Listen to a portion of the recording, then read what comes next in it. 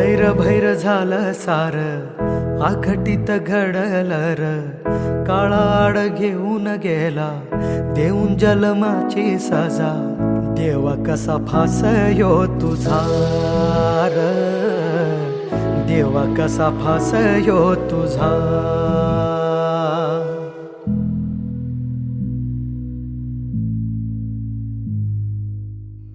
अंधारल घरदार शिवार अनाथ झाला ह्यो तुझा परिवार नकळत काळ कोपला